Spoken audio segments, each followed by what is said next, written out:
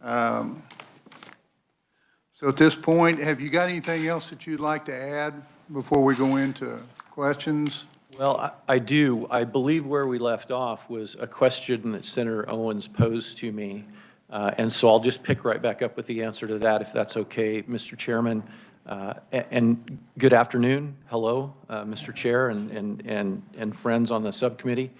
The question, Senator, if I remember it correctly, 24 hours later, was, wouldn't it be accurate to say that you overfunded us last year? And if that's the case, then wouldn't it be okay or a good idea to adjust this year's budget in light of the money that was overfunded last year? Am I on point? Close enough? I would say close enough. Yep, Okay. you're on track with the overall thought process that I'm working through. And let me just say that I understand the theory and where you're coming from, and as a taxpayer, I certainly support it. As an agency head, I want to push back a little bit, and I hope you'll let me explain why. First, the issue of whether you overfunded us last year because we ended up with a surplus with regard to salaries. My argument is no. And the reason is, what we're doing right now is we're looking ahead to next year, and I'm trying to give you my best assessment of where this agency is going to be next year, what our demands are for services, and importantly, what our personnel, where we're going to be with regard to personnel, what our vacancy rate is, and things like that. And I guarantee you I'm going to get some of those things wrong. Not because I mean to, but just because things happen that change the landscape that we're operating in. And if our mission were the same as most state agencies, and I don't mean to diminish any other state agency in any way, but if our mission were the same as those other state agencies, I think this would be a very valuable argument. But I am going to tie this issue back to what our mission is. And I'll just give you one really quick example. When we have bad weather and state government closes, the KBI doesn't close because of the nature of our mission, right? Because of what we're required to do. And now I'm going to get just a little more elaborate. Do you remember our blue alert in June? First time ever in the 11+ years that we've had the ability to generate a blue alert. And a blue alert is sort of like an amber alert, right? When a child is in imminent danger of harm and is missing, we put out an amber alert. A blue alert is what we do when a police officer has been injured or killed, the suspect is at large, and we need the public's help in trying to locate the suspect. We've had that authority for, I think, somewhere in the neighborhood of 12 years, but we've done it one time. And it happened this past June when an officer in Missouri, a guy tried to kill him, shot him, wounded him, and then took off. We heard the Missouri blue alert issued. Our folks affirmatively reached out to Missouri and said, can we help you by issuing a blue alert here in Kansas? They said, please do. We issued the blue alert. That night, the suspect in the attempted murder of the Missouri police officer was located at the Days Inn in Ellis, Kansas. Ellis, Kansas has one police officer. And they now have a guy in a hotel room there who is suspected of trying to kill an officer in Missouri. We have to be able to respond to assist the Ellis Police Department in safely apprehending that guy, and that's what happened here. We responded along with Ellis County and Hayes, and jointly our teams entered that room and safely took that guy into custody, gave him back to Missouri to be prosecuted for trying to kill that officer. The 4 Kansas law enforcement officers that we lost in the line of duty this year, right? One of them, Officer Ming, if my recollection is correct, he was killed in the middle of the afternoon on a weekday.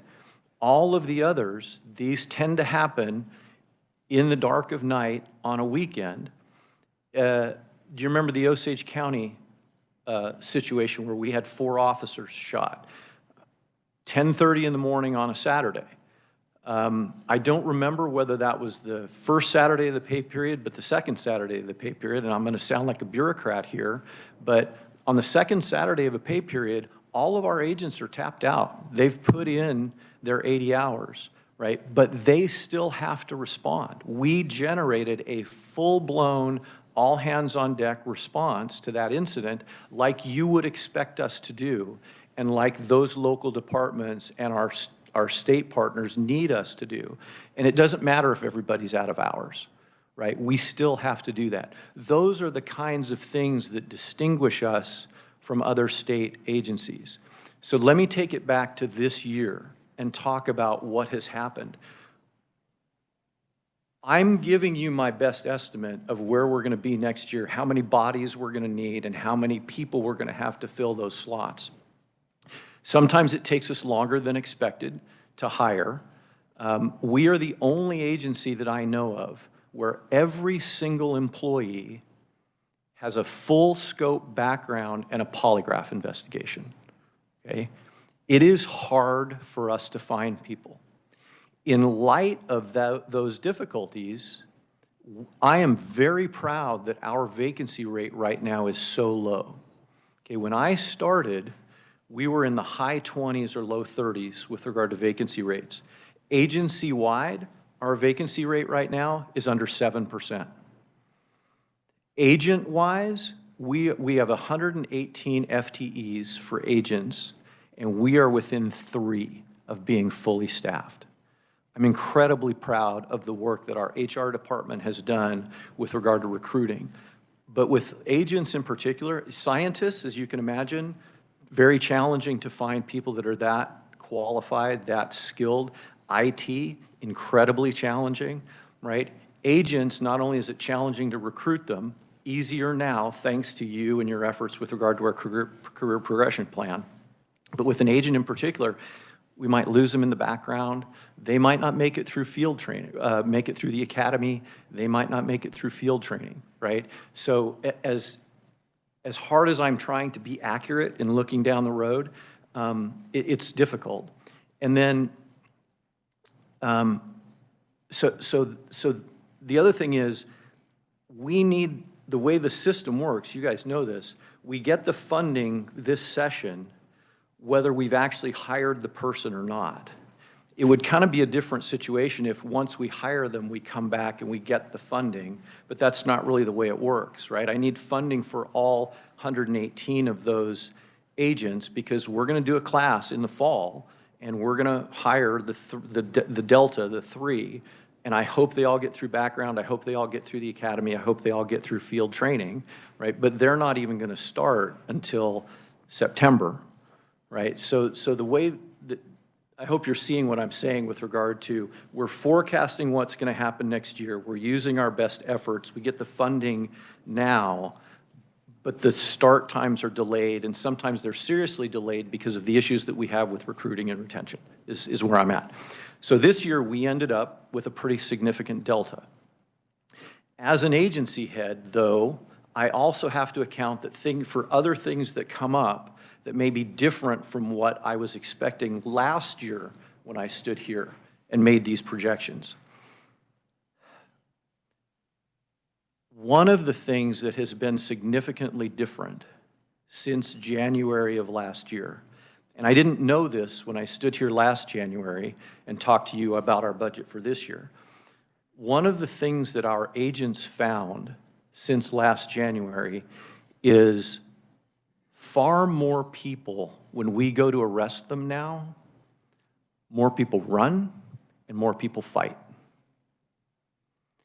And you could make an argument that it's because of the climate that has changed since last January and the fact that a disproportionate percentage of the folks that we're out there arresting now have an even greater reason to run from us and to fight with us. But we didn't foresee that last January when we were talking about numbers.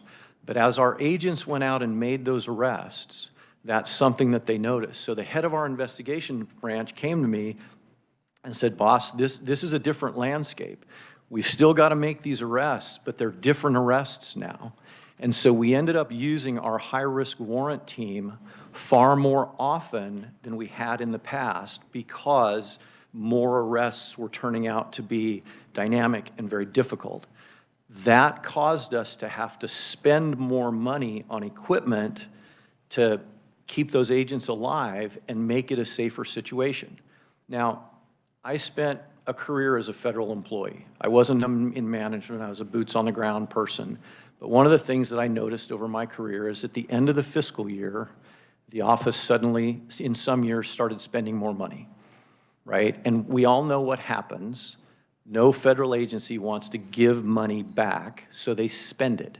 And they spend it on stuff that arguably, do you need that color printer? Do you need new chairs for everybody in the office? I'm sure they could make the argument that they did. That's not the kind of spending that we're doing when we have a surplus of those personnel dollars.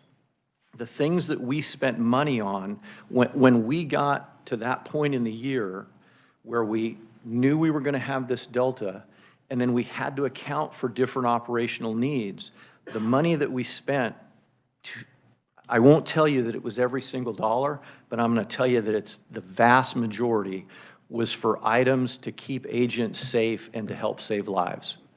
Now, we did spend some money on lab equipment, and this, I know that that might be a little bit of a different discussion, is how do we treat those very expensive items in the lab? Happy to talk with you about that. But one of the things that we did with this money is we spent it on equipment that was very old, it was past the end of its useful life, and had broken down and was causing bottlenecks in the lab.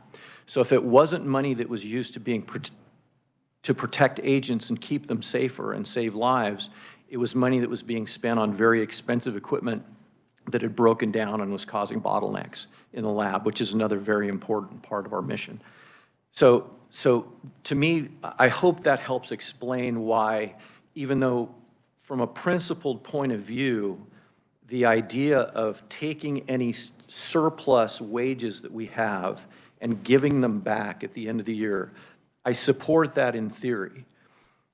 But my plea to you today as an agency head is, I think and hope and believe that I am running this agency in a way that you would want me to run it, and that the citizens of Kansas want me to run it.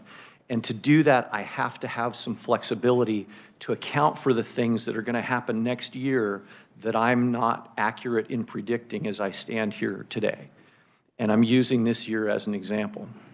The other issue is, so Senator, your idea, if I have it right, is because we overfunded you last year, it would make sense to reduce your funding this year by an amount equal to what was surplus last year.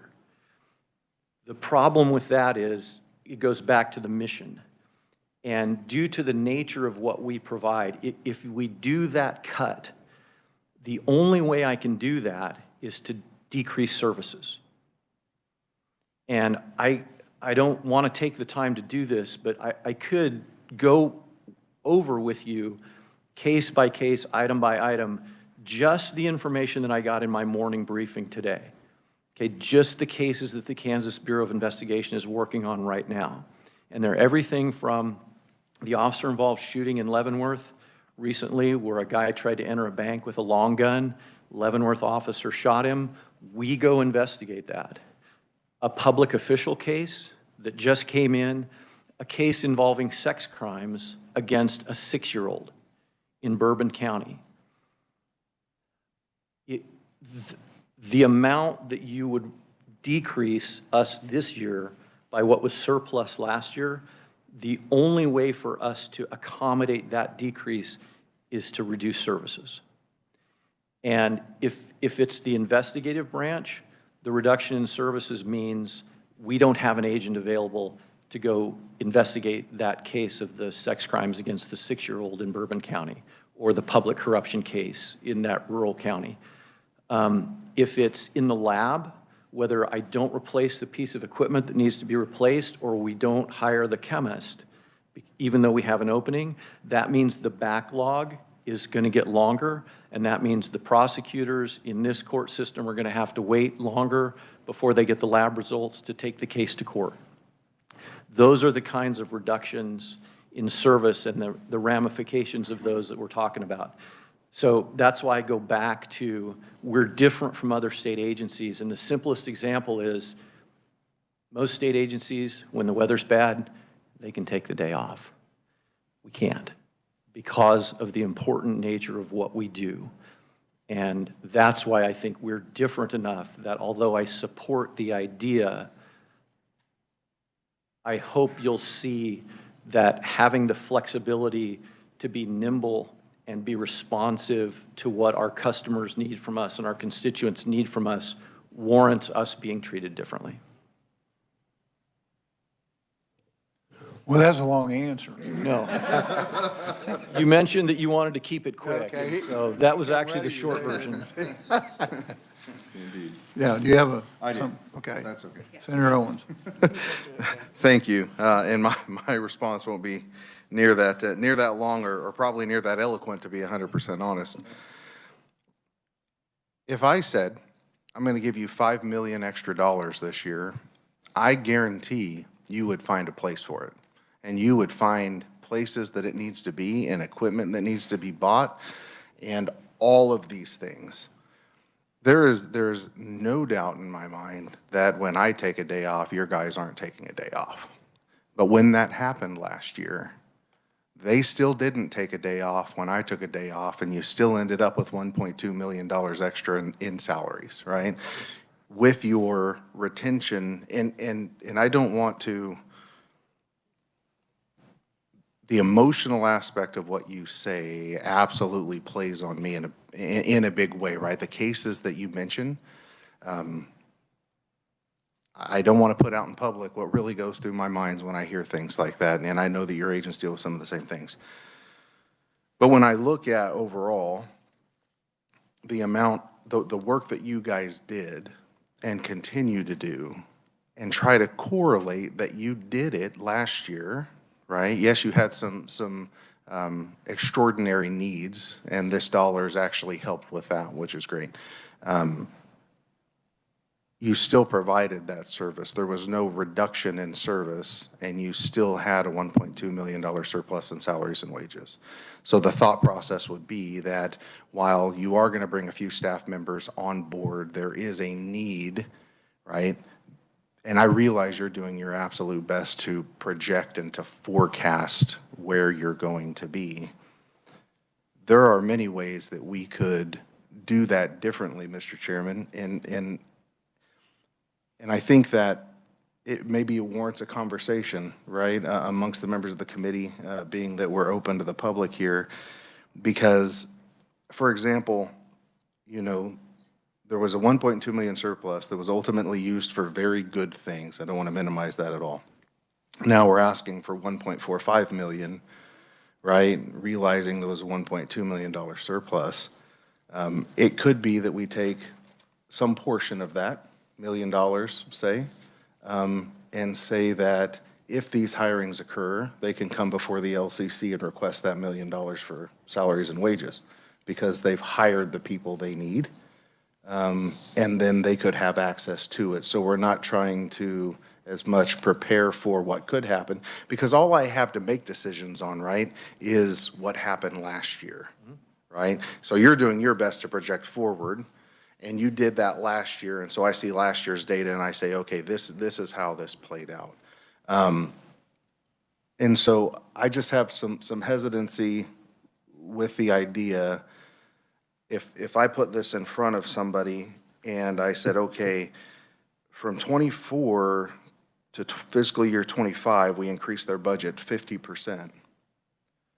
And here in 26, we have $1.2 million in salaries and wages that weren't needed for that purpose last year. I struggle to justify that to my constituent, that I say, and then we gave them another 1.4 when they showed us last year that they didn't use 1.2 for that purpose. And so I'm trying to figure out some balance in that. And so I welcome any conversation from any other members of the committee on this topic, or for that matter, if we want to punt that and leave the budget as it is and have it in the full body, there's certainly an option there too. But I'd like to just have a conversation around that, Mr. Chairman. Senator Clark. Thank you, Mr. Chairman. Thank you for the testimony and all this. And I actually sat up pretty late last night going through this. And let me just ask, and I know the answer to this, but can you tell me how long you've been in your position? I had my 3-year anniversary last week. Okay. As I, for whatever reason, kind of cling towards law enforcement and the agencies, and have done a lot this year in seeing what the different departments are doing, and yours as well. And as I look and I hear all of the emotional aspects of things, and then realizing too that we have a fiscal responsibility and what we're being told that we need to look at to really make the numbers work at the end of the day. It's a catch-22 in a lot of ways, but so I asked myself if I was in your position, and as I ran through these numbers, I looked at the different scenarios, what would I say I would want to cut? And up to this point, you said one word, Senator Owens, given some flexibility, which is probably the biggest take. And, you know, I just, I have 86 employees under me. We just went through a massive move in July, 6 years of accumulation, moving, and everything we did it to set ourselves up for what's to come. And it takes certain leaders. And I wouldn't have to sit here and look at a performance base with what you've done in 3 years. I've seen it. I've visited. I've looked. I've studied. I've analyzed. And not everybody in that position can do where you've brought this agency. So to me, it's not about a performance thing. But the bigger picture is, it's just like telling our adjutant general, you know, when you think of the military, this is, we set you up, we just gave you $80 million for bonding, and what you've done in different locals of the state. What tools do you need to maintain and have the flexibility in the season that we have you to bring this agency? And so that's what's been going through my mind. And somehow I like that aspect of one or two things, rather than decide today, push this back to the committee as a whole, or give some type of flexibility. I never thought about the LCC, but to give that, because, and I think as legislators, and I was thinking about this too, where we have so many demands for property right now, and maybe we don't get the forefront. These moves are expensive, and there's so many hidden factors. We thought we had everything figured out in our move, and it still cost us way more than we anticipated.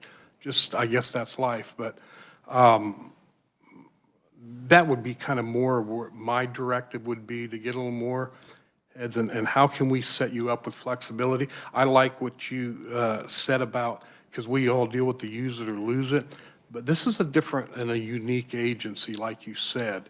And we just have to make sure that we're protecting our state, and we're setting you up to lead in this capacity, that I can go to bed at night.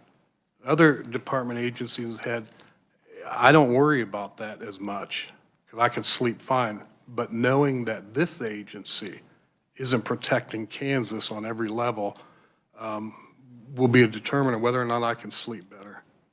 And so that's kind of where I'm at. Use it or lose it concept. I'm glad that you dealt with that. You have personally taken this on to see what these needs are. And so growth, setting you forward. Probably took too much time, but that's kind of where I'm at. Thank you. Senator Holscher. Thank you, Mr. Chair. Thank you again for being here. Could you remind me, over the 3-year time period that you've been in your position, what are the trends or the numbers in terms of those unused salaries or unfilled FTEs? Has that been pretty constant, or has it gone up and down? Can I refer you to my chief fiscal officer, because he'll have a lot better idea of the granular information than I will. Paul, would you mind? Paul Weisgerber, I'm the Chief Fiscal Officer with the KBI. When we had, a couple of years ago, we received the package for the fight against fentanyl and the child victim task forces. We did have a few unfilled positions at that point in time. Again, since that point in time, that has trended downward to the point where we only have 3 vacancies within our investigations branch right now. So I think that's the differentiation in my mind, which is, you know, these positions are filled. They became filled in October when we had our most recent class. So, Okay. yep. Can I? Thank you. While you're here, I do want to ask you this question, tangentially, a little bit of a different issue. Can you tell me why the KBI clergy report isn't still showing on the website when people are trying to access it?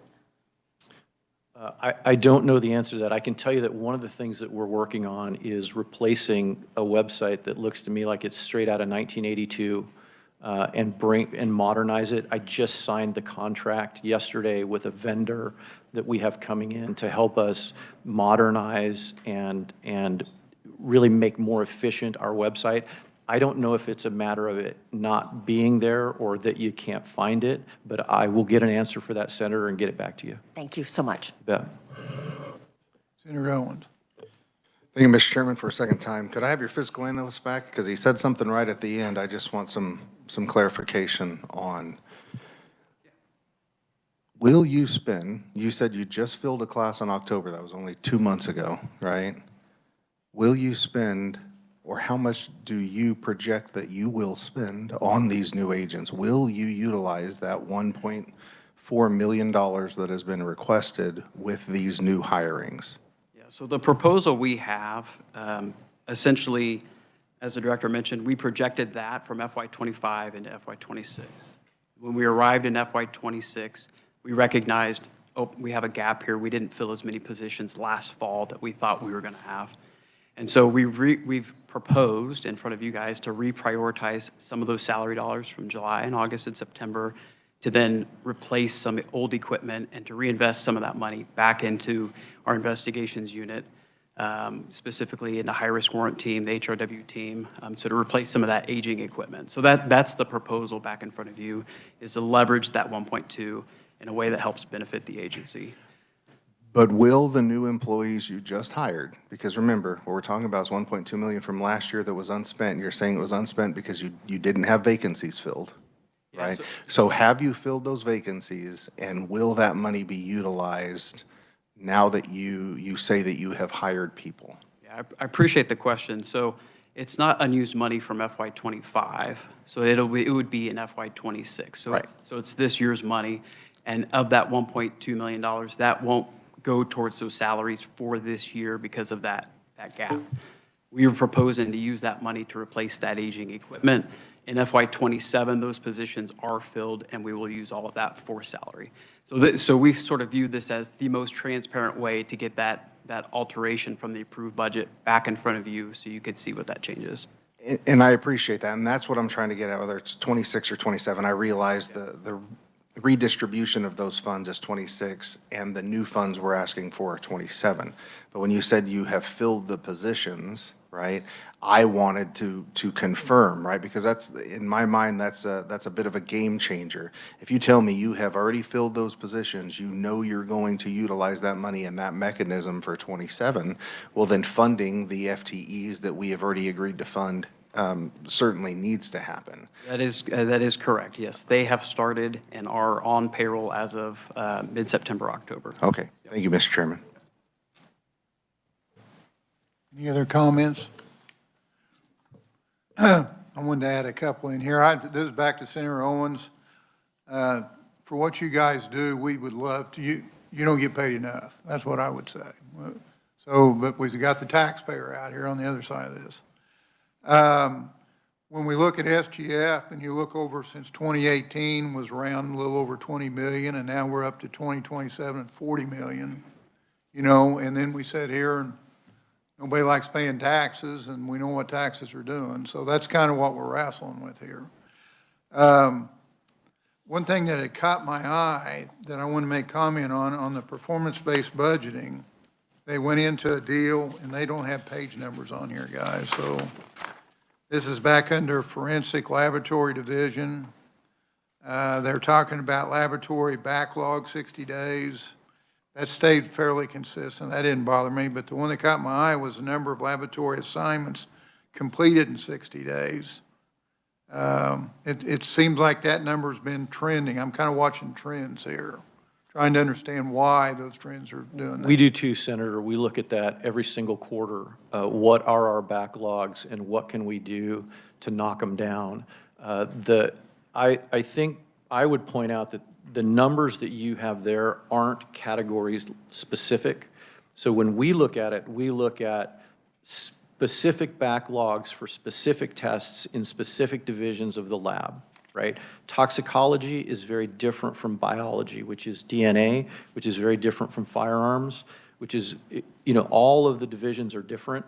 I'll give you an example. You know, we are the crime lab for 103 of the Kansas counties.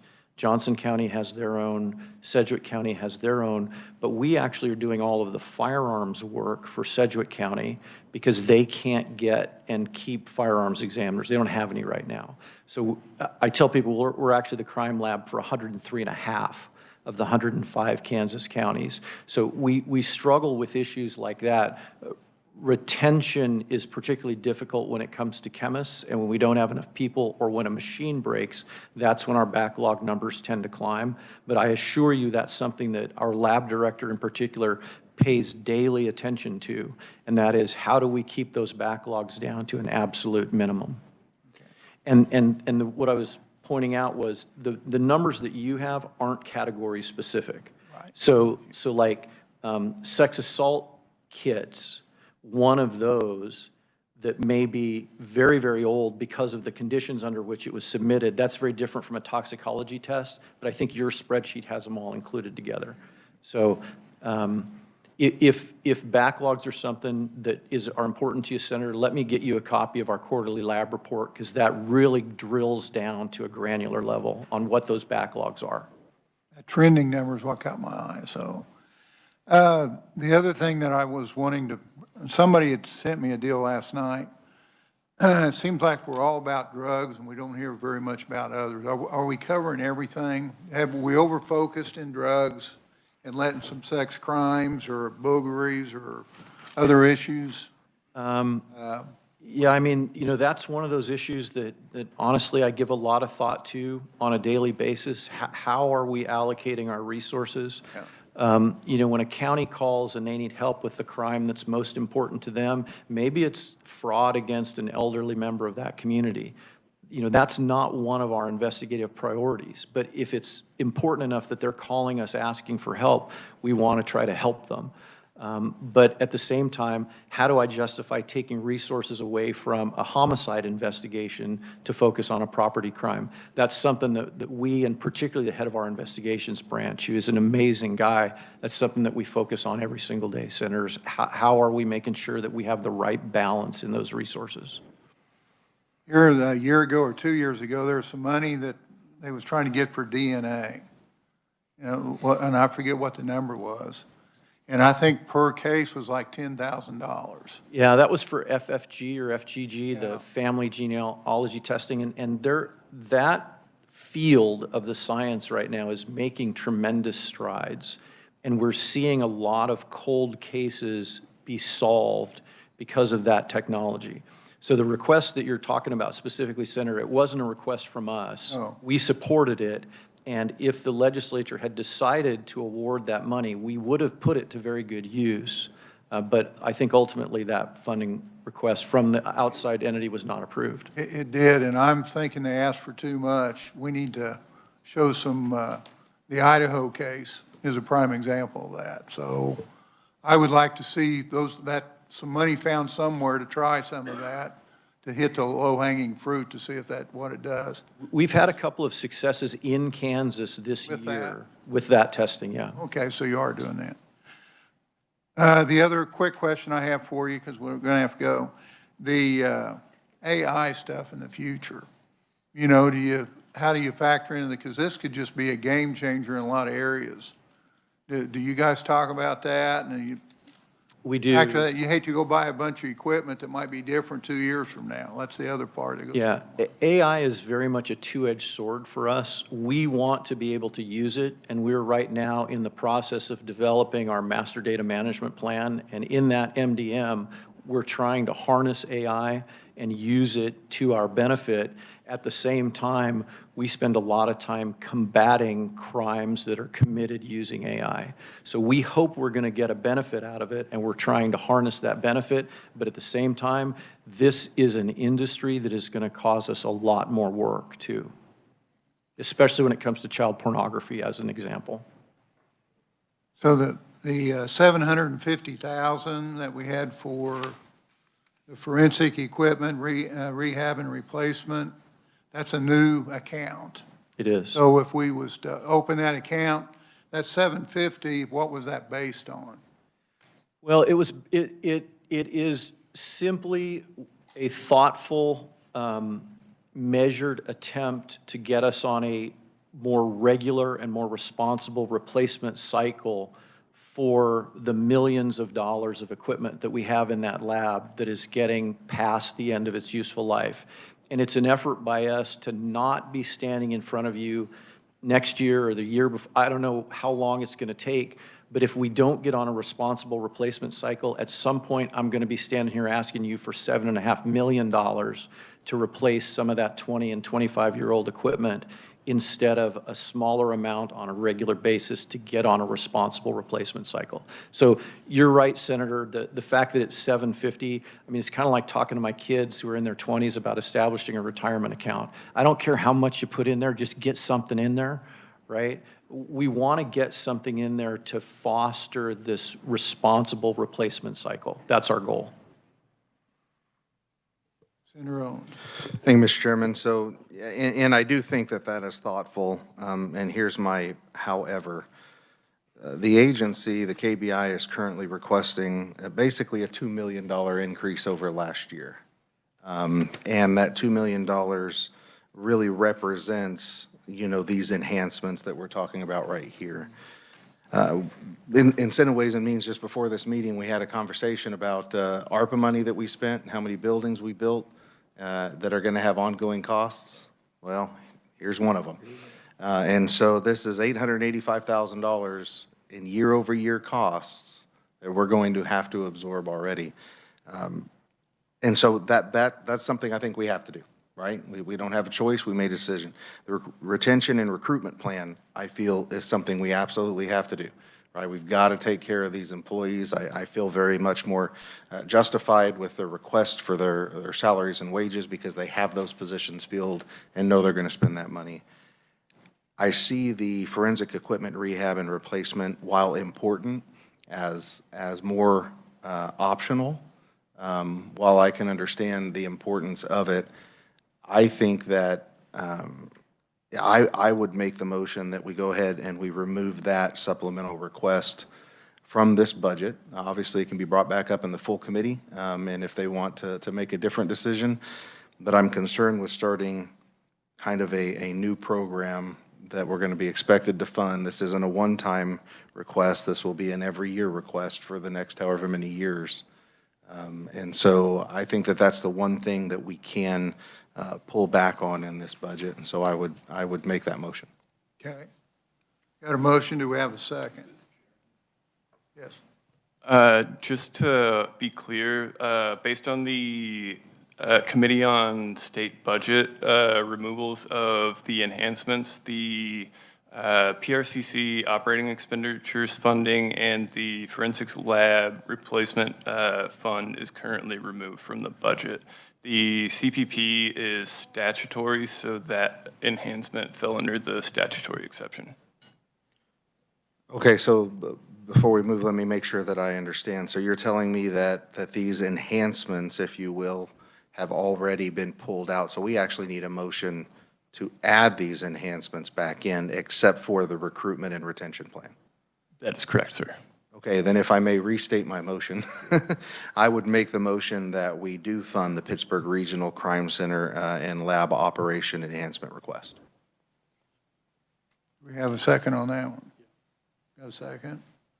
Any more discussion? All those in favor signify by saying aye. Aye. Those opposed? Motion carries. Got any other motions? Then I would make a motion that we pass the budget out favorably as amended. There's a motion, you got a second? Got a second? Okay. Any discussion? All those in favor signify by saying aye. Aye. Those opposed? Motion carries. Meeting adjourned. Thank you very much. Senators, thank you all very much.